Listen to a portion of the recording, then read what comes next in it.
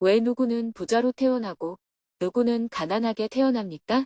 2023년 11월 26일 외국인 노동자들과 함께하는 다문화 가족 나들이. 안녕하세요. 한국에 살고 있는 외국인 노동자들과 다문화 가족 나들이를 하는 날입니다. 스님은 새벽 기도와 명상을 마친 후 다문화 가족 나들이를 하기 위해 아침 7시에 문경 봉암사로 향했습니다. 차창 밖으로 아침 해가 떠올랐습니다. 두북 수련원을 출발하여 차로 2시간을 달린 후 9시에 봉암사에 도착했습니다. 봉암사 주지 진범 스님이 반갑게 스님을 환영해 주었습니다. 반갑게 인사를 하고 차담을 나누었습니다. 스님이 주지 스님과 차담을 나누는 사이에 전국에서 버스를 타고 출발한 외국인 노동자들이 주차장에 내렸습니다. 가을 나들이라고 했지만 한파가 내린 날이라 발이 시릴 정도로 추웠습니다. 다들 두꺼운 파카를 입고 버스에서 내렸습니다. 미얀마 분들은 봉사자들에게 미얀마어로 반갑게 인사를 했습니다. 치떼. 미얀마어로 사랑해요를 의미하는 말이 치떼라고 합니다. 미얀마, 스리랑카, 베트남, 캄보디아, 네팔, 태국 6개국에서 온 130여 명의 외국인 노동자들이 나들이에 참가했습니다. 스리랑카에서는 스님들 3분이 참석했습니다. 먼저 참석한 스님들을 소개한 후 다 함께 주차장을 출발했습니다. 일주문을 지나 산길을 걸었습니다. 바람이 찼지만 계곡에서 들려오는 맑은 물소리가 기분을 상쾌하게 해주었습니다. 유수 스님의 안내를 들으며 봉암사 곳곳을 둘러보았습니다. 대웅전에 들어가 불상을 참배한 후 스리랑카 스님의 선창으로 테라바타 방식으로 함께 예불을 했습니다. 나모 따싸, 바가와또, 아라하또 삼마삼부 따싸. 대웅전 밖을 나와 법륜 스님과 함께 단체 사진을 찍었습니다. 이어서 봉암사를 창건한 지증대사의 적조탑비 앞에서 설명이 이어졌습니다. 유수 스님은 이곳에서 조실로 계셨던 서암 큰 스님의 가르침이 오늘날 법륜 스님이 정토회를 만들게 된 계기가 되었다고 소개해 주었습니다. 안내를 마치고 경내에서 자유롭게 사진 촬영 시간을 가졌습니다. 핸드폰을 꺼내 아름다운 희양산과 3층 석탑을 배경으로 사진을 찍고 나서 경내를 빠져나왔습니다. 다시 버스에 올라타 선유동 계곡으로 향했습니다. 학천정으로 들어가는 주차장에 모두 내려 선유동 계곡을 산책했습니다. 스님이 앞장서고 뒤를 따라 외국인 노동자들도 줄을 지어 계곡을 걸었습니다. 선유동은 신선이 논일던 계곡이라 해서 붙여진 이름으로 그 중에서 가장 아름다운 풍경을 자랑하는 곳이 옥석대입니다. 옥석대 앞을 지나자 모두가 감탄사를 뿜어내었습니다. 길게 파인 너럭바위 사이로 옥빛을 한 계곡물이 청량한 소리를 내며 흐르고 솜니불을 깔아놓은 듯 하얀 안반이 절묘하게 계곡 아래로 뻗어 있었습니다. 외국인 노동자들은 공기도 맑고 자연 풍광도 너무 좋다며 곳곳에서 삼삼오오 모여 사진을 찍었습니다.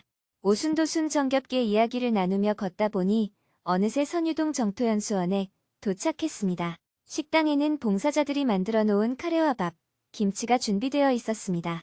스리랑카에서 온 한 분은 카레를 보자 너무 기뻐했습니다. 저는 카레를 가장 좋아해요. 많이 주세요. 그릇에 카레를 듬뿍 담아 맛있게 식사를 했습니다. 점심 식사를 마치고 모두 대강당에 모여 스님과 증문즉설 시간을 가졌습니다. 스님은 환한 웃음을 머금으며 대화를 시작했습니다. 오늘은 한국에 살고 있는 여러 나라 분들이 함께 이 자리에 모였습니다. 여러분들은 한 달에 한 번은 이렇게 교회에 나와서 산이나 절에 가봅니까? 한 달에 한 번 정도는 바깥으로 나간다는 사람은 손을 한번 들어보세요. 손을 드는 사람이 거의 없었습니다. 2달에 한 번은 산이나 절에 가보는 사람? 몇몇 사람이 손을 들었습니다. 대부분 오랜만에 도심을 벗어나 본 사람들이었습니다. 이렇게 밖에 나오니 좋아요? 네. 오늘 이 시간은 여러분들이 생활하면서 갖는 고민거리를 가지고 대화하는 시간이에요. 대화를 하기 전에 여러분들의 마음을 좀 편안히 하기 위해서 베트남에서 오신 분 중에 노래 잘하는 사람이 있다고 해요. 노래를 한번 들어보겠습니다. 베트남에서 온 분이 천년바위라는 노래를 멋있게 불러주었습니다. 큰 박수와 함께 분위기가 한껏 밝아졌습니다. 이어서 자유롭게 손을 들고 스님에게 질문을 했습니다. 한국에 와서 살면서 겪는 어려움과 고민에 대한 다양한 질문들이 있었습니다. 불교에 대해 질문하는 분도 있었는데요. 그중 한 명은 가난하게 태어나거나 부자로 태어나는 이유가 무엇인지 궁금해했습니다. 왜 누구는 부자로 태어나고 누구는 가난하게 태어납니까? 어떤 사람은 가난하게 태어나고 어떤 사람은 부자로 태어납니다. 그 이유가 무엇입니까? 전생에 좋은 일을 많이 해서 부자로 태어나는 건가요? 전생에 나쁜 일을 많이 해서 가난한 건가요? 이에 대해 불교에서는 어떻게 설명하는지 궁금합니다. 아무런 이유가 없습니다. 왜 어떤 사람은 스리랑카에 태어나고 어떤 사람은 한국에 태어났을까요? 여기에 대해서도 아무런 이유가 없습니다. 그냥 스리랑카에 태어났을 뿐이고 그냥 한국에 태어났을 뿐입니다.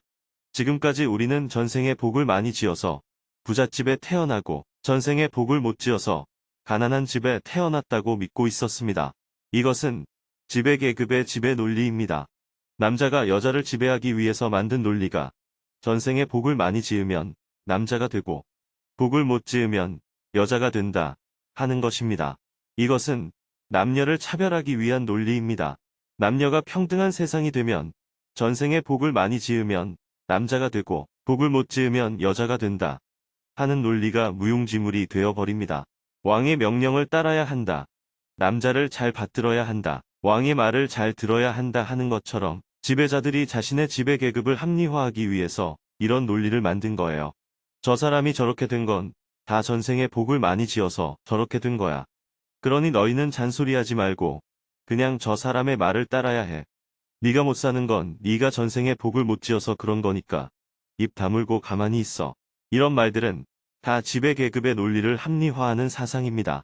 부처님은 지배 논리, 계급차별, 성차별 이런 것을 다 부정하고 만인이 평등하다고 가르쳤습니다. 그러나 불교가 봉건 지배 질서 속에서 오랜 세월 동안 유지되어 오면서 그 질서에 적응하다 보니까 이런 논리가 불교 안에도 스며들게 된 겁니다. 왜냐하면 당시 사회에서 불교가 살아남기 위해서는 그 논리에 부응해야 했기 때문입니다. 전생에 복을 많이 지으면 남자가 되고 전생에 복을 못 지으면 여자가 되고 복을 많이 지으면 건강하고 복을 못 지으면 장애자로 태어난다는 말은 불교의 가르침이 아닙니다. 이런 말들은 모두 브라만의 지배 논리입니다. 힌두교가 지배하고 있는 사회에서 불교가 살아남기 위해서 그 논리를 수용하다 보니 마치 불교의 가르침인 것처럼 된 것이지 부처님은 그런 말씀을 하지 않았습니다. 지금 우리가 읽는 불교 경전들은 대부분 인도에서 4세기에서 5세기경에 문자로 기록된 것입니다. 그때가 인도의 구타 시대인데 가장 남녀 차별이 심하고 계급 차별이 심한 봉건 시대였습니다. 그 시대의 경전이 편집되다 보니까 불교도 그 영향을 받을 수밖에 없었어요. 하지만 이것은 불교의 본래 가르침하고는 좀 거리가 멉니다. 불교 문화적 측면에서 많은 사람들이 그렇게 알고 있지만 그것은 담마하고는 거리가 멀어요. 사람이 태어나기 위해서는 남성의 정자와 여성의 난자가 결합하여 수정란이 만들어져야 합니다. 거기서부터 생명이 시작됩니다. 현대 과학의 발달로 이 수정란을 인공적으로 분열시키면 한 개의 수정란이 두 개가 됩니다. 또 분열시키면 4개도 만들 수 있어요. 4개의 수정란을 각각 4 여성의 자궁에 넣어서 키우면 똑같은 아이가 4명 태어납니다. 스리랑카의 여성, 미국의 여성, 무슬림 지역의 여성, 한국의 여성에게 각각 수정란 1개씩을 넣으면 그 아이는 똑같은 수정란인데도 자란 환경에 따라 모두 다른 사람이 될 것입니다. 똑같은 수정란이고 생긴 것도 똑같은데 내 아이가 운명이 다른 사람이 되는 것입니다. 만약 운명이 정해져 있다면 똑같은 사람이 되어야 하잖아요. 까르마는 인도 말인데 운명이라는 뜻입니다. 내가 어떻게 살아야 할지가 정해져 있다는 뜻이죠. 까르마라는 용어는 같지만 부처님이 사용한 까르마는 다른 뜻을 갖고 있습니다. 부처님의 가르침에서 까르마는 형성된 것이라는 뜻입니다. 즉, 만들어졌다는 뜻입니다. 형성된 것은 뭐든지 다 변합니다. 재행무상이라는 말을 아시죠? 인도 전통 사상에서는 사람의 운명이 정해져 있다고 가르친다면 붓다는 사람의 운명이 정해져 있지 않고 형성되었다고 가르칩니다. 그렇기 때문에 변화할 수 있는 것입니다. 이것이 불교의 가르침입니다. 질문자는 남자가 여자보다 더 좋다 하고 생각하거나 부자가 가난한 사람보다 더 좋다 하고 생각하기 때문에 왜 어떤 사람은 부자로 태어나고 어떤 사람은 가난하게 태어날까 하는 생각을 하는 것입니다. 부자가 더 좋다면 부처님도 부자로 그냥 사셨겠죠. 무엇 때문에 다 버리고 출가하여 가난한 사람이 되었을까요? 만약 질문자의 생각이 맞다면 부처님은 과거생에서 나쁜 짓을 했기 때문에 출가를 하여 가난하게 된 것입니다.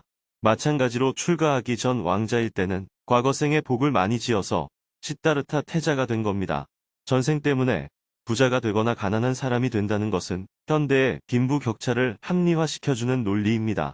오늘날과 같은 환경위기 시대에 소비를 많이 하는 사람은 매우 나쁜 사람입니다. 왜냐하면 지구 환경을 가장 많이 파괴하는 사람이기 때문입니다. 그런데 우리는 그런 사람에 대해 전생에 복을 많이 지어서 부자가 되었다고 하면서 선망합니다. 하지만 기후위기 시대에 가장 많은 해악을 끼치는 사람은 바로 소비를 많이 하는 사람입니다. 부자가 되게 해주거나 가난에서 벗어나게 해주거나 이런 것이 부처님의 가르침이 아닙니다. 부처님의 가르침은 내가 어떤 조건에 있든 괴로움 없이 살도록 해주는 것입니다. 즉, 니르바나를 추구하는 것이 불교입니다. 조금 생소하게 들립니까? 여러분은 오랫동안 부자인 사람은 전생에 복을 많이 지었고 가난한 사람은 전생에 복을 못 지었다. 이런 논리를 갖고 살아왔기 때문에 제가 한 이야기가 어색하게 들릴 수도 있겠습니다. 감사합니다. 이해했습니다. 계속해서 질문들이 이어졌습니다. 한 사람의 질문이 끝날 때마다 각 나라를 대표해서 한 명씩 나와 노래를 한 곡씩 불렀습니다. 스리랑카에서도 노래를 잘하는 분이 있다고 해요. 누구시죠? 앞으로 나오세요. 스리랑카에서 오신 분은 스리랑카 대중가요를 멋있게 불러주었습니다. 다음 질문자가 스님과 대화를 나누고 다시 노래 한마당이 펼쳐졌습니다. 스님이 한마디를 하면 다시 6개 언어로 순차 통역을 해야 하다 보니 시간이 많이 걸렸습니다. 더 많은 사람들의 질문을 받지 못하고 오후 3시 30분에 증문즉서를 마쳤습니다. 마지막으로 스님이 외국인 노동자들을 격려하는 말을 해주었습니다. 오늘 여러분들과 함께 절을 참배하고 산책도 하고 대화도 나누었습니다. 만약 여러분들이 한국이라는 외국에 와서 살면서 살기 힘들지만 이 괴로움을 참고 이겨내면 좋은 일이 있을 거야 하는 생각으로 지낸다면 지금을 낭비하는 것입니다. 지금 이렇게 사는 하루하루를 소중하게 여겨야 합니다. 가장 소중한 존재는 바로 여러분 자신입니다. 여러분들이 한국에 사는 동안 하루하루를 억지로 살면 여러분들의 인생에 그만큼 괴로움이 쌓이게 되고 그것은 결국 내 인생을 낭비하는 것이 됩니다.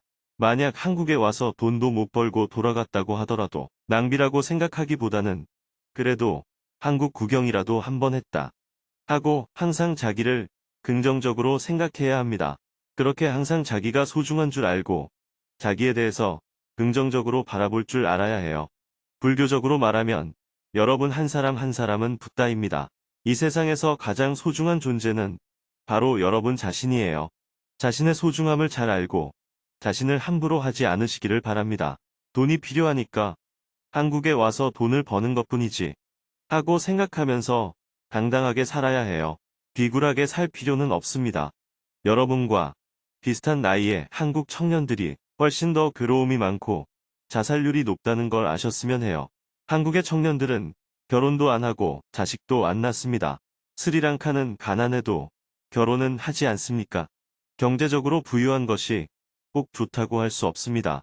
밖에서는 한국을 아름답고 부유한 나라라고 여기지만 막상 한국 사람들의 말을 들어보면 지옥이라고 합니다.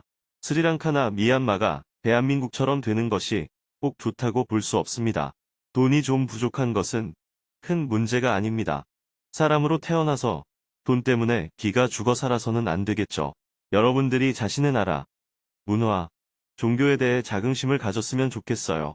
스스로에 대해서 당당해졌으면 합니다. 큰 박수와 함께 다문화 아들이 시간을 모두 마쳤습니다. 다 함께 기념사진을 찍었습니다. 김치, 기념사진 촬영을 마치고 각 나라별로 대강당, 중강당, 식당으로 흩어져서 나라별 모임을 가졌습니다. 아쉬운 마음을 달래며 작별 인사를 한 후 오후 4시에 버스를 타고 각자의 집으로 향했습니다. 내년에 또 만나요. 봉사자들은 출발하는 버스를 향해 손을 흔들어 인사를 하고 연수원 곳곳을 청소하고 뒷정리했습니다. 스님과 봉사자들이 준비한 오늘 하루가 이국당에서 받았던 서러움을 조금이라도 덜어내는 작은 계기가 되었길 기원해봅니다. 스님은 연수원에 모인 수련팀 법사님들과 함께 잠시 미팅을 한 후 오후 5시에 선유동 연수원을 출발해 두북수련원으로 향했습니다. 차로 2시간을 달려 저녁 7시에 두북수련원에 도착했습니다. 저녁에는 실내에서 원고 교정과 업무를 본 후 하루 일과를 마무리했습니다. 내일은 사단법인 미소원에서 두북수련원을 방문하여 인도 JTS의 결핵 환자 의료 지원 및 우물 파기 후원금을 전달하고 스님의 초등학교 동창들이 두북수련원을 방문하여 식사를 함께하고 대화를 나눌 예정입니다.